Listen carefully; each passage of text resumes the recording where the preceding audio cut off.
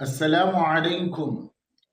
Umar ரதியல்லாஹு அன்ஹு தன்னுடைய மகள் ஹப்சா ரதியல்லாஹு அன்ஹா விதவையான நேரம், கணவனை இழந்த அந்த நேரத்தில் பார்ப்பதற்கு மிகவும் சங்கடமான நிலையில் உமர் ரதியல்லாஹு அன்ஹு அவர்கள் இருந்தார்கள். உஸ்மான் ரதியல்லாஹு அன்ஹு அவர்களிடத்திலும் மறுமணத்திற்காக வேண்டினார்கள், அவர்களும் பதில் அளிக்கவில்லை. அபூபக்கர் ரதியல்லாஹு அன்ஹு அவர்களிடத்திலேயும் மறுமணத்திற்காக அவர்கள் கேட்டார்கள், அவர்களும் பதில் அளிக்கவில்லை. காலங்கள் கடந்து ஹப்சா ரதியல்லாஹு அன்ஹா அவர்களை உலகத் தலைவர் ஸல்லல்லாஹு அலைஹி வஸல்லம் அவர்கள் மணந்து கொள்வதற்காக அவர்கள் கேட்ட பொழுது உமர் ரதியல்லாஹு அன்ஹு மிகவும் சந்தோஷப்பட்டார்கள்.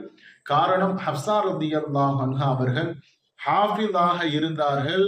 அன்று வரை இறங்கிய குர்ஆனை இரவு நேரங்களிலே நின்று தொழக்கூடியவர்களாக அவர்கள் இருந்தார்கள். அல்லாஹ் அவர்களுக்கு உயர்ந்த அந்தஸ்தை கொடுத்தான்.